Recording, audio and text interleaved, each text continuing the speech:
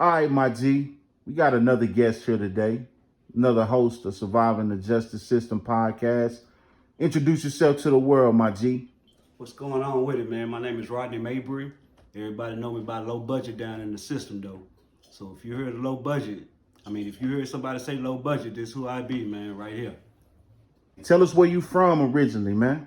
I'm born and raised in Oak Cliff, man, Sunnyvale and Keys, man, at Triple D, man, throwing up them foes all the time, nigga.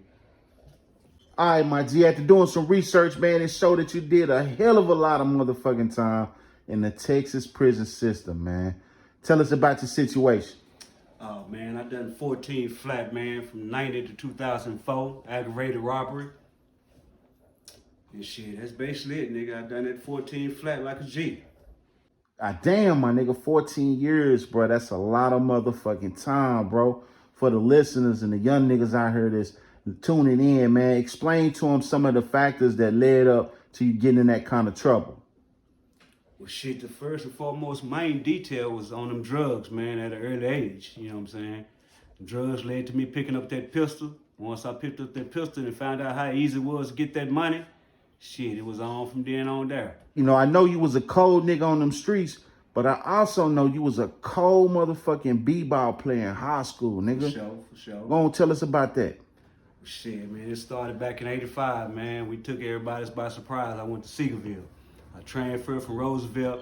Niggas from Kimball and Carter came from over there, and we took the world by storm, nigga. We went through Larry Johnson and Mookie Blaylock, just to name a few that went to the pros, LeBradford Smith and shit.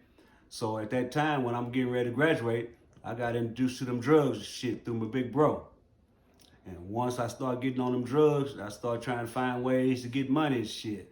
Picked up that pistol, and it took off from there, man. I realized how easy it was to get that money, and shit, I was just going on a rampage.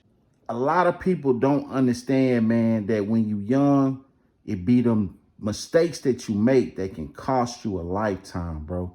Sure. So going through 14 years, kind of explain to them your court situation and, you know, everything that you went through, getting the time and then catching the chain.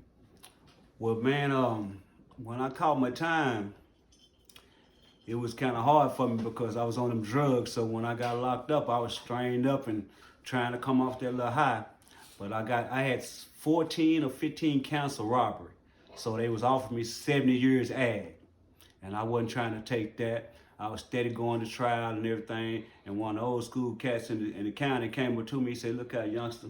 He said, "Man, if they got you dead to the right, don't be playing with them white folks, man, because they gonna bury you. You take them to trial and charge, and they have to pay that money for that trial. They gonna get you." But shit, I wasn't trying to hear it. I went to the last day of my trial, and the white folks told me that they can offer me 40 years. Well, the corner porter lawyer, because you know nigga ain't got no money to have no lawyer, so I had a corner porter lawyer which worked for them. He told me if I take this 40 years non-ag, then the most I do is 4 years, and 4 years is 6 months at the most. So I went on and took that 40 years. Little did I know when I got down there, that 40 years, they put that shit, they added that shit on there, so it was 40 years ag anyway. It was aggravated time anyway. That's how I done 14. Your first fight, man. Tell us about that. How long before you had one? Shit, man, my first fight, nigga, I wasn't even there in a month. You know what I'm saying? I'll give it about 7 or 8 days, my first fight. You know, we went out to the rec yard and hoop and shit. Nobody didn't know about me and shit. I just had my little t-shirt repping myself, low budget on it. And when I get out there, nobody wasn't picking me, so I had to wait on my up. When I picked my squad, when we come back in the day room from hooping, everybody all on my dick and shit, talking about how cold I was and shit. So in the day room, they got this water fountain that it takes a long time to get cold. So by us coming from the rec yard and shit, everybody want to get the water. So they had this real solid nigga named T-Mac, you know what I'm saying? He was by the water fountain and shit. So I'm trying to get some water, and he tell me to hold up, it ain't cold right now. I told him, shit, I'm hot, shit. I don't give a damn how cold it is, I just want some water. So I got ready to reach for the water and shit, you know what I'm saying? The nigga kept trying to get in front of it, so I kept moving back. The nigga turned around and got away from it again, so I'm finna get some water. This nigga snatched my hand off of it. And my scary reaction was, I know if I don't make a showing up in here, you know what I'm saying, about me being a little nigga gonna try to hold me out off top. So I swung on the nigga, and before I know it, I two-pieced him up, and I had this cell out of California they called L.A. He was a Crip nigga. When I first moved in the cell, the nigga wouldn't say do no talking with me, so shit, he didn't do no talking. I wasn't trying to do no talking. But little did I know he was just a solid nigga. When I got into this skirmish in the day room, and I'm beating for the nigga and shit, and guards in the hallway monitoring the day rooms and shit, once they see a fight, they yell out fight real loud. So when they yelled that fight, all the guards from every angle come running down there. But when they yelled that fight, motherfucker told me to sit down so we can act like we ain't doing shit. Little did I know it, I turned around, I heard a bunch of bumping and shit. I said it and hit the nigga up against the wall because the nigga was finna try to get the best of me because I got the best of him when we squared up. You know what I'm saying? So when they came in the day room, they were looking for everybody. They couldn't see nobody fight. They pointed him out and seen he had a scratch on his face, pointed him out, and they walked up to everybody else. They see me breathing real loud. That's how they got me. And they handcuffed us and took us on down to the infirmary and shit. Go ahead and tell us about one of the crazy experiences you had while you was locked up. Well, I got two of them, but my first one was watching this little African dude. I think he was a Colombian, really. I think his name was Truki. He was one of my partners. But nobody didn't really fuck with him because he really didn't speak clear English and shit. But they was always messing with him and shit. And he walked in the day room one day after they were fucking with one of these dudes was fucking with him. And he walked up to the dude while he was playing domino with his shank. And he had a pretty big wide shank. And shanked that nigga in the neck twice. And this shit was just skeeting out. And he started talking in his native tongue and shit. And he just licked the blood off the motherfucking blade. Nigga just looked at everybody, waiting for the laws to come get his ass. My second story, man, we had this little dude named Crip. But he wasn't no gang member, nothing. He was crippled, actually. He had a thumb and a pinky finger on one hand. On the other hand, he had the middle finger and his thumb. So, but he was a karate dude. He can go in the gym, and you know the goals in the gym is 10 feet. That motherfucker can stand up under the goal and kick the bottom of that goddamn rim. He was that goddamn cold. And nobody never fuck with him. But one time he got into with these laws, the CO3. And about 7 laws was on his ass. And nigga, this is one of my crazy stories because he whooped all they motherfucking ass. And he didn't stop whooping their ass until the latest sergeant came down there, and that's when he got on his knees and let him handcuff him. But that was my second crazy story. And the number one question niggas is asking is about the gay shit, bro. Did you see any of that shit? I mean, is it really like that down there? Oh yeah, it's definitely like that. It's like that, just like it is out here. But it's more complex down there because, you know, you got a lot of people doing life sentences not gonna get out. Then you got some of the CO3s, they be promoting this shit, you know what I'm saying? But you got the boys down there, they're straight punks, and then you got just boys, just kids, just on it for protection. So it's two different kind of sides to it. My nigga, I know doing that kind of time, bro, can really, really be a strain on niggas mentally, bro. Definitely. Doing that kind of time, bro, at any point did you find yourself feeling like you was finna break? And, you know, what did you do to make it through it? Because you here now. For sure. Man, my lowest point was steady getting them set-offs, man. I got 12 set-offs before I actually got granted parole, you know. And to see all my loved ones, my oldest people have passed away while I was down there. Because when I got locked up, you know what I'm saying, my people was on crack and shit, on drugs. And I didn't have no means of support down there, so I had to support myself.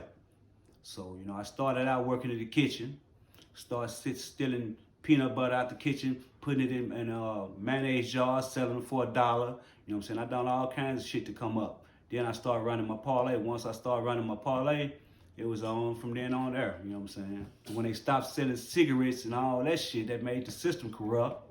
And shit, that's when I started selling weed and tobacco. Because, you know, I mean, everybody couldn't get it. So once they come in that visiting room and get that cash money, man, I show that cash money to them guards. That's what turned them guards corrupt. And they gonna bring that shit in because they ain't getting paid that much, man, to risk their life. When you got that parole, man, you know what I'm saying, knowing that they set you off so many times, man, just kind of explain us to us the process when they granted it to you, when you got released, and your situation now. Well, man, when I finally got my parole, it was bittersweet because I didn't get the regular parole. I got this shit called FI-19 instead of FI-1. And I didn't know what the fuck that shit was. I'm like, why I got an FI-19? Little did I know, by me being gone so long, they wanted me to go to this little rehabilitation for 6 months at Beto. So, might I mention that was some of the hardest motherfucking time I ever done the last 6 months of my 14 years. Shit, I finally got the FI and shit. I was still on my unit, waiting to get transferred to Beto. And lo and behold, I'm up under the basketball goal. My big brother had went home and shit. The nigga was steady sending me money and shit. All of a sudden, the shit stopped, so I knew something was wrong. This nigga come on the unit and told me that he saw my brother down in the county and shit. I said, nah, my brother ain't locked up and shit. And he said, yeah, man, he locked up. So I told him to keep it on wraps because I was embarrassed. I didn't want the niggas that's on the unit and shit to know my brother got locked back up after he was doing so good. My brother got locked back up and shit. I told this nigga to keep it under wraps because I didn't want all these motherfuckers questions about my brother got locked back up. You know how niggas hate to see you leave and be happy to see you come back. You know what I'm saying? Niggas sometimes niggas be predicting that shit. But I told the nigga to keep it under wraps. I come in from work from the hall, boy, I'm trying to make stove before I go back out. And my partner, everybody come telling me, man, Payday locked back up, Payday. I said, shit, I don't know, I ain't heard shit. So I told my partner G Ray, I said, man, finna fight this nigga, man. I told this nigga not to be telling my family business and shit. So the nigga came around the corner and shit, and I said, say, man, you going around telling my family business? That nigga instantly rolled. That's to let you know he was lying. Nigga told me, nigga, I ain't told nobody a motherfucking thing. Woo, woo, woo. And he a big old nigga and shit. That seem like that's who all I get into it with, because niggas be trying to hog blood niggas, you know what I'm saying? So the nigga got lied on me, and I fired his bitch ass up. And next thing you know, the nigga grabbed me. You know, I had button down shirts on, shit. Everybody had a pullover, but certain motherfuckers had a button down. I had a button down shirt. The nigga tore me out my shirt and shit. Squared up for a second and shit or two. Next thing you know, I got tired of tussling with the nigga and shit, because I told my partner to don't let the nigga grab me. So I'm using all my energy. So I got tired of tussling with the nigga. I told him, I said, well, you know, now I showed you that I'll fight you, nigga. Kind of elaborate to everybody, man, on how you felt when you were able to come home and, seeing how times change. Man, I was in for a big change, man. When I first came home, shit, when I made it downtown, West End Station, they didn't have trains and all that shit when I left. So when I came home, boy, I didn't even know how to get from downtown to the house. An old person had to show me how to get on the train and all that shit. But the transition was pretty smooth. I had a lot of help once I made it home. And shit, I stayed on the job. I came home in 04, and I've been on the job ever since, man. Just grinding, man. Got me a little family, and I ain't looked back.